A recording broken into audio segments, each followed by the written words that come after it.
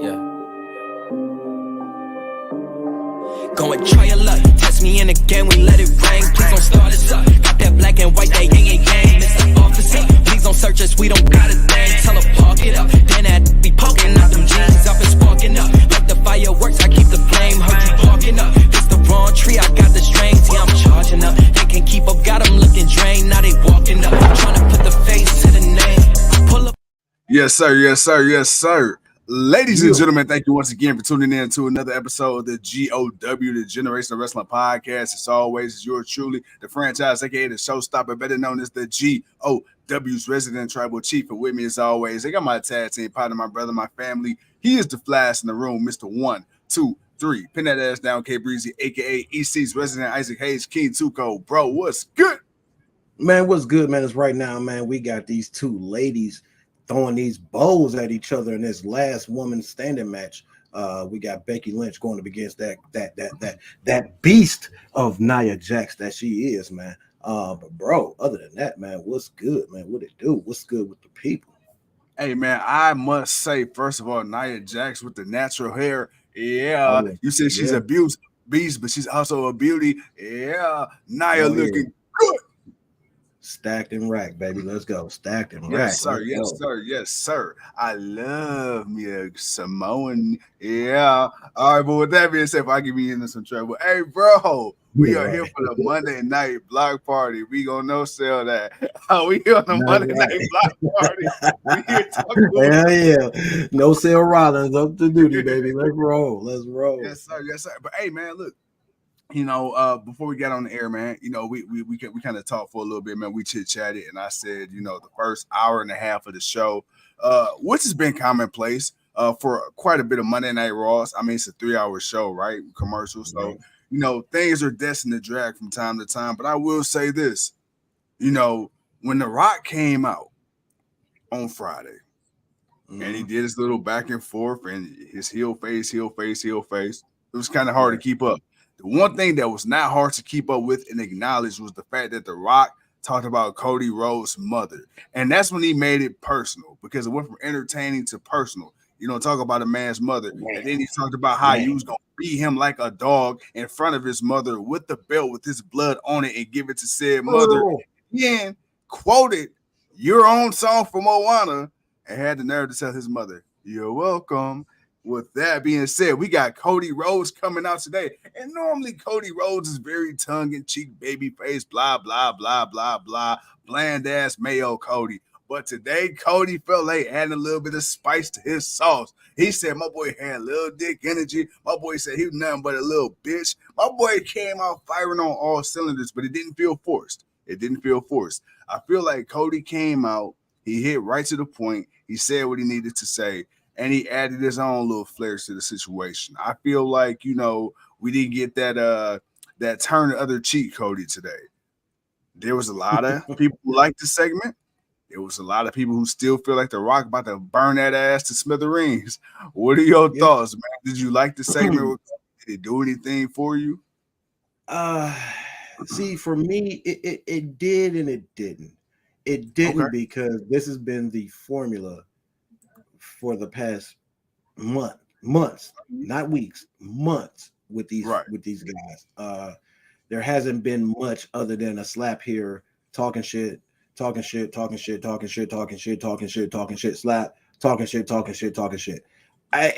So the whole talking, and I get it. It's not like I don't get it. I get it, but it's like it's just been hit or miss. The Rock bombed last week. He bombed last week. I still feel like that's the worst Rock segment ever. What he said to it about Cody's mom, and then what he whispered, like in using that song, like I actually didn't have a problem with that. I was actually okay with that because that was just a level of it was like that was like the most disrespectful thing that could be said to like put some spice on this thing. It's like, damn, dude, that's messed up. Like, damn. You gonna quote Moana to my right. mama? And just gonna sing it, and you gonna sing it so everly soft in her ear after you done beat it. Like, damn, dude, that is disrespectful. Yo, like so Cody to come out and to say something was fine. The little dick energy comment, it was hit or miss for me. It was kind of it hit, but it was like, I guess I don't know. That sounds like something more some woman would come out and say to a man more than a man would say to another man. That's just me. That's just how I kind of took that. But the way he talked to Paul, though, when Paul came out, it was like, okay, all right, obviously, man, my boy is he's feeling some type of way. He won't even care. He'll agree to come to SmackDown by himself to meet Roman Reigns, knowing damn well the bloodline will just obviously just show up, or The Rock will just show up, whatever. There's the possibility of that. So, whatever. But he wants this one-on-one. He didn't care. He just wants to get to WrestleMania. He wants to put his hands on these people, and that's fine. And I totally get that. But it I guess it's just the constant promo talk. It's like, man, how much more can you say? Really. And for me, that's kind of the part of it. But there's been little jabs here and there that were connecting that kind of just makes it a little bit. Damn, it's Nia Jax just took a nice little face plant on the chair. Dudes, Earl, what's up with you, man? Earl, what's up, baby? Speaking of Paul Heyman and Cody Rhodes, Paul Heyman said, "Look, you may not trust me, and that's fine. But the one thing you can't say is Roman Reigns is not an honorary and an honorable tribal chief. He gives you his word. If you show up on Friday night SmackDown, he'll show up. He'll show up without the bloodline. But here's the thing: if he shows up with nobody, you show up with nobody." And then we get Jay in the back saying, "Hey, man, you know how the bloodline roll, man. If you need me, I got you." But speaking of Jay and Jimmy, they faced off. And we finally got a little bit of context on why Jimmy been acting the way he's been acting. However, I believe my boy Jimmy, James Uso, I believe he's suffering from a little bit of what we call revisionist history, because he said, that Jay wanted to lead the bloodline, so he did what he had to do, and then Jay went on to become the biggest superstar and the biggest merch seller on Raw and all that. That's fine, but people seem to forget it was actually Jimmy that went against the grain first. So it was Jimmy the one that was trying to get Jay to leave the bloodline first. So it was kind of like, hold on, like, how are we just gonna try to flip this like it was Jay? Because remember, Jay the one that was stuck under Roman, Jay the one that was conflicted. Jay the one that didn't like Sami Zayn. Jay the one that was, he was in, but he was out. But then it was Jimmy like, hey, bro, man, it could just be me and you. It wasn't until Jay started getting a little bit more of the spotlight, and it looked like he might be the one to become the next one to dethrone Roman, to where Jimmy's like, nah, man, nah. So it's like, come on now, we're not going to do that. We're not going to do that, Jimmy. Overall, did that hit for you? Did that add any more anticipation to this match between Jimmy and Jay, especially with Jay telling Jimmy, hey, bro, come back home, man. I miss you. But then Jimmy like, nah, man, you missed me, but you went on ahead and did all this stuff without me. You even became tag team champions with somebody else without me. Yo, did it convince you enough? I was already convinced. I was already sold on the match. Their words didn't convince me. What I am upset about is what you're saying, man, is that history. It's like, man, there was a lot that really you could have dissected there. Like, if you're gonna get these like I feel like they really could have spoke up, because I feel like Jay could have talked about the fact that, bruh, I didn't do like Jay. There was so much. Jay could have put his brother in his place, and that could have made Jimmy so much more matter. Because the simple fact, Jay's got the argument, bro. You got injured. You got injured. I was out here by myself. It was just me. So I didn't take anything from you. I was out here doing me. And Earl said promos equal boring. Man, look, Jay could have talked about the run he had trying to get the Intercontinental Championship and having the matches that he was having with Bryan Danielson and other people in the main event, having a good showing. He was losing those matches, but he was showing that, hey, you're just more than a tag team partner. You're the one that came in being jealous because your brother was making a name for himself without you, but you were out injured. So, you know, nobody's faulting you for that. We know who the Usos are. And then when you came back, what did you want to do? You didn't want your brother to continue to do what he was doing. You wanted him to come back to being a tag team so y'all could be successful. There was so much there that could have been really.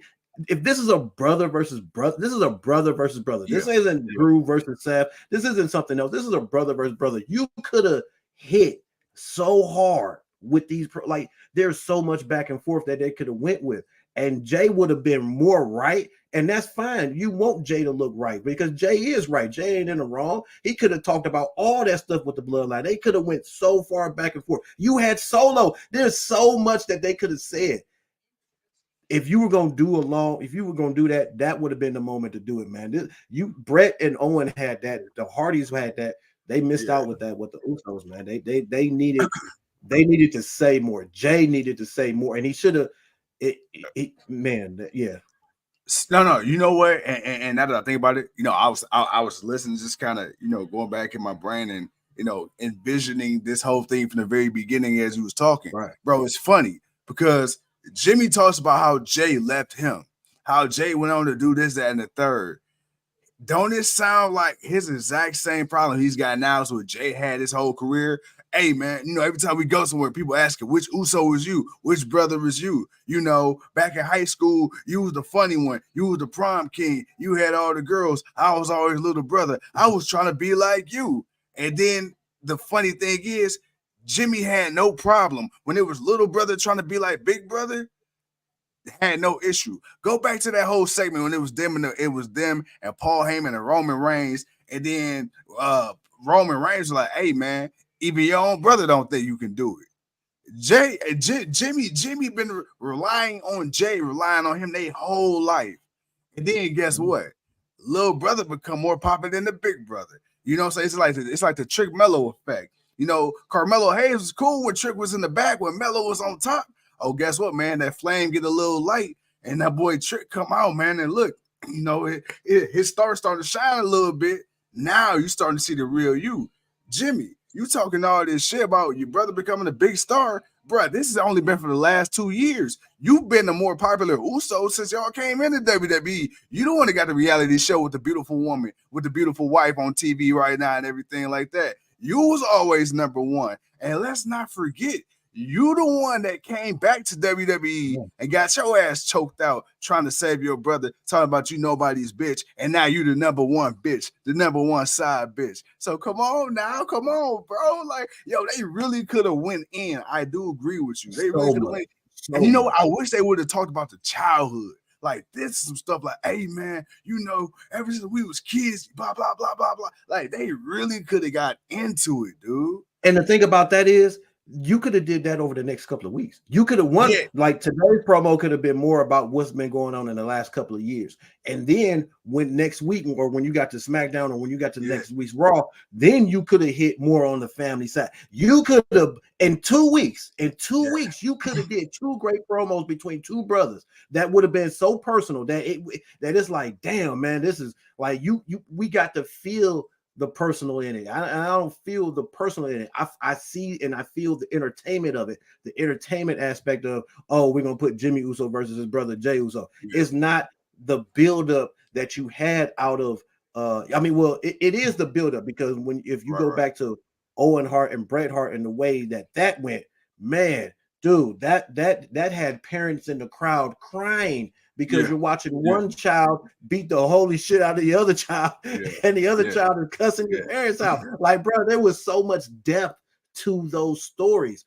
And there are, like, Rikishi needed, like, this needs to hit so hard that Rikishi ends up coming out and having to say something to his boys, like all 3 of them. Like, that's the opportunity that they're missing with this, and that's the knock that I got to give it right now, man. You're missing so much of a storyline right there. And again, You only need you when it got like with 19 days, you only got a couple of weeks. In a couple of weeks, you can build. Oh my god, dude, you can build this match. You could have built this match, and it would be so much. It would be so personal. And this don't feel personal. It just feel like they're just putting on an entertainment match. And that's the one thing I hate about it. Yeah. I know you remember this because we talked about this in the past. You remember The Rock and Mankind, the whole "This Is Your Life," bro. Yeah. I wish that this is what I wish. Sometime within the next few weeks, I wish that Jey Uso, he'd come out, or Jimmy, whoever, they come out and they run a package back of when they first debuted in NXT and they came up through WWE together. And then I feel like maybe the second week. That could have gone along with the second week. The first week could have been in the last couple of years, and then the second week could have been more of the personal growing up, and then it could have led up to that. That could have all, and then you could have had Dad come out. All that. That's all that you could have, and you don't. That is so much. You can't do it justice in one promo. That's why I say if you break that up in a couple of man, dude, come on, man. They're missing it. Here's the only disconnect for me, and I understood with Roman, the Roman aspect of it, why Solo was attacking Jay. But right now, if it's gonna be Jay versus Jimmy, Solo, I love you. Hey, bro, you ain't even a part of this. You a non-factor, my boy. Like you could go, you can yeet.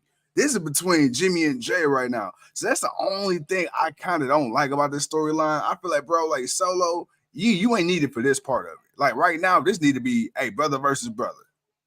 No, Solo can be there because he's a brother. He's their brother.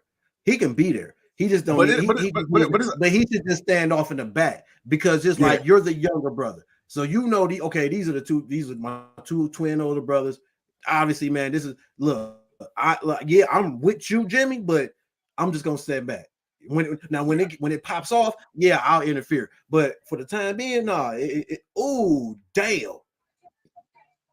The man slammed through the table on the outside. Damn.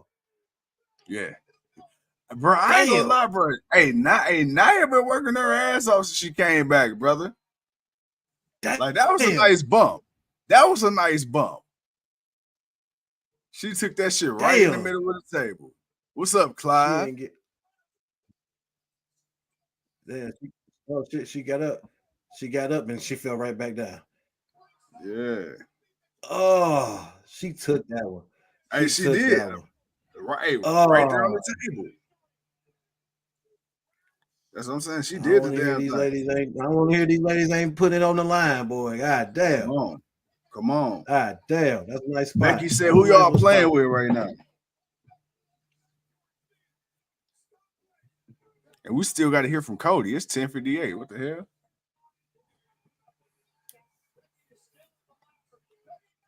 Becky up top. She ain't about to pull this off. She can't lose. She can't lose. She's going to WrestleMania, man. They got to make her build her up. I was surprised that Nia rolled her ass over there on the table like that. So obvious. Yeah, she beat her. That's what it took. That's the only way you're gonna get your victory over. When your one victory over Nia Jax, you needed them. You needed a no rules match. Hey, but that's how it be sometimes. But I feel like this match, the way they worked this match, I feel like it was believable for Becky because I'm like, how she gonna pull this off? Hey, she did it. She did it. I mean, it took a little bit of Nia Jax. I noticed you did. I noticed you didn't hit on that leg drop like you do Carmelo Hayes and John Cena, man. What's up with that? What you mean? That leg drop through the table. If Carmelo Hayes would have hit that leg drop, you would have said you didn't think it would be effective. Well, that's different between doing that through the table for her height and where she was at, and if anything, the knock is more of Nia Jax having to get up and walk around to the other side of the table. That's more of the issue than anything than the leg drop. When it's Carmelo and John Cena, especially for Carmelo, that's his move in the ring. That's different. That's not Again, that's like the Cody cutter off the ropes. That's just not a move. That's not a knockout finish move to me, man. That's not you're not winning with that. We got Mommy coming out. Yeah. Hey, Mommy got the hair. Mommy hair just be flowing, man. She been really feeling her herself. Hey, she let it grow out. She like, yeah, long hair don't care. Yeah. Ooh. Mommy, can I get a hug? Look at that. Look at her walking out. Look at it. It's Mommy versus the man. That's a hell of a marquee, ain't it? Oh, good match. Yes, sir. Yes, sir.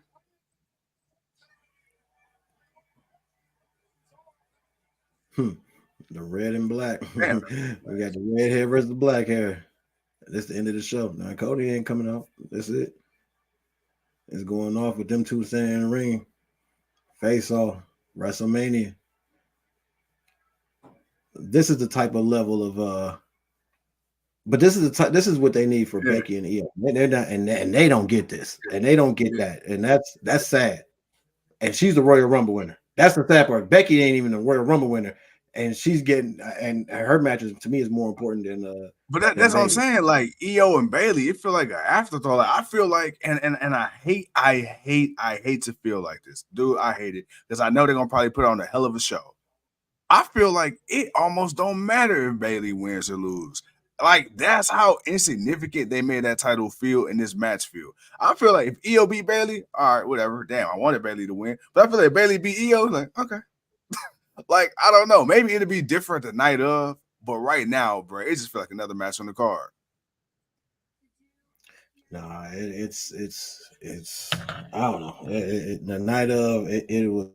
I hope so, but it will be for the fans, but overall, I don't think it'll be. I'm gonna tell you right now, especially if the match is trash. Especially if the match is trash. If the match is trash, oh, it's gonna get ate up. Like it's gonna get. I'll tell you what, and they don't deserve that. If they bring back the Bayley buddies, I'm cutting the show off until the entrance is over. I'm pausing it. If you curse me with the Bayley buddies, I'm gonna pause it until I get confirmation she is in the ring. It has worked, ladies and gentlemen. I have gotten into the mind of the franchise that I hadn't mentioned, and I haven't mentioned the Bayley buddies in a while. But guess who mentioned it? He did, because he knows. He knows, because he really wants them deep down inside. He's excited to see them. So therefore, I have succeeded. Oh man, I can't wait to see this. I can't wait. When she comes out, boy, and they just woo, and you better make sure you put your hands in the air, man. Don't you not think you want to do it? Ah, man, I can't wait, man. But nah, man, Raw was average. It was a 2.5. Earl gonna probably give it a 1.8, but it was a 2.5 for me. A couple of matches were actually okay, but they were all, like I said, everything was just building up for WrestleMania. We got most of the 6-pack tag team ladder match filled out. Walter pretty much told Sami Zayn he ain't shit. And again, another moment where I think they dropped the ball on the segment. Yeah, Sami and Chad Gable in the back. First and foremost, Chad, I feel like Chad had a response to Sami, and the response is, dude, Chad has never been. I don't think Chad's never been Intercontinental or United States champion. I think he's only won tag team gold. He's been tag team champion. I don't think he's ever won any of those titles. So for him, his story, his thing was, man, he wanted to get revenge for his daughter being in the front row and crying, and all that. And I get what Sami said about that, but also I think Chad's comeback could have been that he's never had this type of a moment, a WrestleMania moment for one of the most prestigious championships on the grandest of stages. Sami had his moment last year. So it ain't like Sami, and also it ain't like Sami ain't never been Intercontinental champion. So, bro, it's like there was a moment where, and Chad's point could have been more of just, Like, dude, yeah, you won. All right. I'm not really tripping about you winning, but it was more of just me having that moment of me taking that next step in my career. And this was a moment to get revenge on a guy that beat me that I know I can beat. And there was so much, and it would have worked in Chad's favor, which is part of the reason why they didn't do it, because they want you to really have more belief in Sammy. But the fans done already told you, man, we wanted Chad to win. Everybody wanted Chad to win. I told you Chad should win. I'm like, anybody win this match is Chad. Sammy had his moment last year, man. So Sammy having this moment of redemption, dude, you're gonna have many more moments. And this just made me not even want him to win even more, but I have a feeling he might fuck around and win, but we'll wait till WrestleMania to see. But Christopher, what's the name, won. Becky Lynch won the match. But I really felt that Chad could have said a little more. He could have brought that up. You know, him finally getting that WrestleMania moment and having that big singles push and being Intercontinental Champion. And man, Sammy's had that moment, man. You not like, bro, and then he could have also threw in at the end, you can't beat Gunther, and then walked off. Like, so again, it's just a moment where they kind of started with something, and then they just dropped it with it, and they could have did better with that. Champ is in the building, says, similar to last year, I'm not hyped or excited for this Mania. I know it will be good, but the matches just don't grab me at all. The only one I care about is Cody versus Roman, which should be Rock versus Roman, which may still happen. Bayley versus EO could be good if we get the true best of them. Raw was a 2.3 for me. I said 2.5. He said 2.3. Earl said to get out of his head because he said 1.9. So, you know, we all in agreement, man. It was a pretty mid show, but we know they're saving everything for the grandest episode, you know, or the grandest show of them all. But yeah, man, I just thought they missed out on that little moment. So, but other than that, the last man standing match was actually pretty good. That's why I gave it a 2.5, because really I was going to give it a 2. But I like the last women's standing match, and the fact that, you know, Ripley came out looking all good like she do. Hey, you know, that was it. You know, hey, look, hey, mommy always put the hype on the right type of match. Mommy always bumps the ratings. Okay, whenever mommy comes out, just an appearance, just her face alone gonna bump it up. You know, half a point for me. Yes, sir. But bro, hey man, first of all, again, we had to hop on here real quick, man, before we get out here. Is there any more comments that you want to read from the people? Well, Earl said, once again, we circle back to Solo storyline being told without it being told. Watch Solo. I mean, and that's where I feel like he could have just been stood in the background. He actually, when Jimmy and them started fighting, there could have been a point he don't even need to get involved. He could have just stood there and be like, you know what? That's between y'all. I ain't no point. There's no need for me to get involved. It's like, this is between y'all. So you gonna do your thing. But if anybody else come out or do something, you know, yeah, I got you. You know, I'm gonna do something. But other than that, nah, this between y'all. I'm just here as an overseer. I'm the third brother, so of course overseer. I'm the little brother. You know, it's like, it is what it is. No. I like that. But bro, as always, man, my God, I appreciate you for taking the time to join me here on the GOW. We went on yesterday. Man, you ain't got to say nothing about me coming to this, man. You say, man, we doing the show. I'm saying what time, and we on, man. You know what it is. Hey man, look, it sounds like a pot of egg bone, but you know, man, hey, life be life, and sometimes, you know, so hey, you know, so sometimes you waiting on that response from me, sometimes I'm waiting on that response from you, sometimes the people waiting on the response from both of us. they don't still be waiting on the response, like, yeah, man, like, God damn, boy, Earl be getting on us, but that's all good. Hey, you rest assured, we miss a show, bro. Somebody DMing us like, hey man. Hey man, what the hell y'all doing, man? What's going on, man? Y'all all right? Like, damn, man. Well, all right, man. We our bad, man. Bang, bang, bang. This happened. But nah. Y'all know how we do, man. We appreciate y'all, man. And you know, again, man, we gonna rock out, man, with our socks off Wednesday. Cause Wednesday, boy, Wednesday, man. Hey, me and you gotta talk, but I'm gonna put it out there right now. 2 hours. I'm 8 down o'clock? Yeah. There we go. There we go. There we go. Yeah. See? There we go. Oh yeah. No, man. Yeah. It's big business part 2 in Toronto. Because man, Bigger business. Because TK feeling himself, man. Oh, wait. Remember. It's a 3 hour. They slapping on Rampage. Okay, we're gonna come on and we're gonna talk about this. We're gonna talk about this. I had to think about that. Yeah, I forgot. Yeah. Oh yeah, damn. I did just straight forgot about that. Okay. Yeah. We gonna be on. We definitely we gonna be on. Damn. Yeah. We gonna be live. We're gonna be live Wednesday. It's gonna be a big business block party. We're gonna do what it do. Yeah, Wednesday. Yeah. Yes, sir. Well, look, man, what's said don't need to be explained any further. No, not at all. With that being said, ladies and gentlemen, boys and girls, and everybody in between, thank you once again for tuning in to another episode of the GOW, the Generation Wrestler Podcast. As always, yours truly, the franchise. As always, my partner, my brother, my family. He is the king. And until Wednesday for the Wednesday night AEW Block Party, we will see you when we see you. But first, we must leave you with these words from the beautiful Toni Storm. Chin up, tits out, and watch for the shoe. Yeah.